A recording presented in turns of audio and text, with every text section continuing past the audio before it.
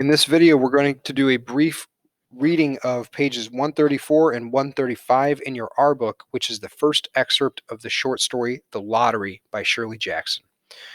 The first thing we're going to do here is we're going to look at this cover image that they chose. Images are chosen carefully by authors and illustrators and editors in order to convey a message.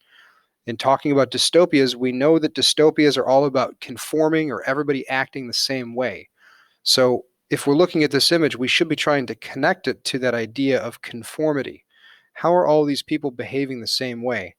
Well, just on a surface level scan, it looks to me like everybody's heading in this one place, which is a little odd.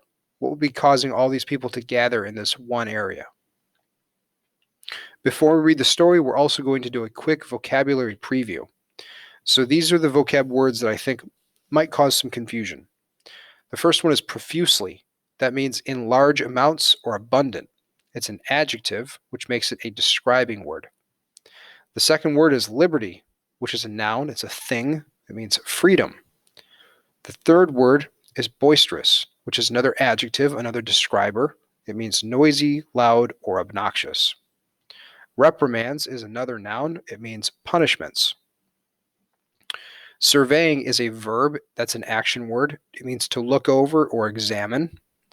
And the last one is reluctantly, which is an adverb, which means it describes a verb. It describes an action, not a thing. So reluctantly describes doing something slowly or hesitant. Okay? If you need to review these, they're on the slides for the week. And with that, I'm going to proceed to read the text. It's called The Lottery by Shirley Jackson. You should pause if you need to and open your R book to page 134. It begins like this. The morning of June 27th was clear and sunny, with fresh warmth of a full summer day. The flowers were blossoming profusely, and the grass was richly green. The people of the village began to gather in the square between the post office and the bank around 10 o'clock. In some towns, there were so many people that the lottery took 2 days and had to be started on June 26th. But in this village, where there were only about 300 people, the whole lottery took less than 2 hours. So it could begin at 10 o'clock in the morning and still be through in time to allow the villagers to get home for noon dinner, which means lunch. That's polite of them, trying to get it out of the way so everybody can go back to their lives, even if we don't know what they're going to do yet. The children assembled first, of course.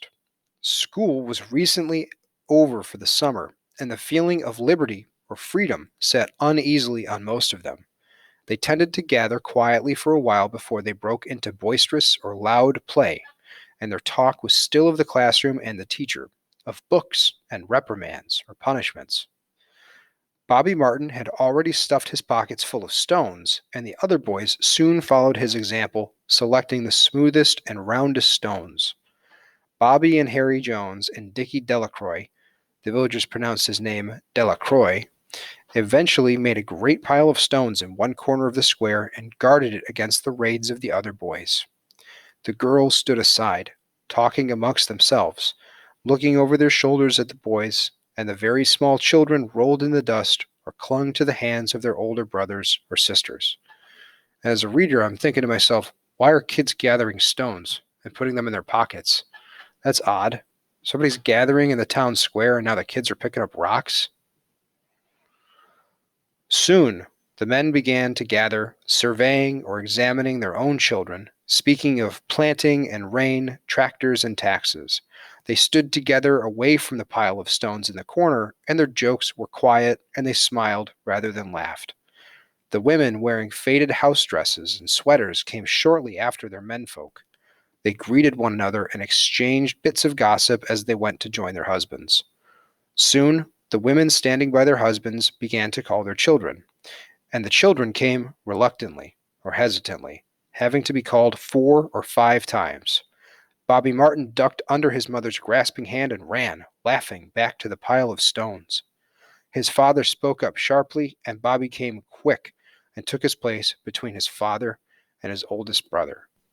So the video is about to end here, but what I want you to think about is, what could the villagers be doing here, gathering stones?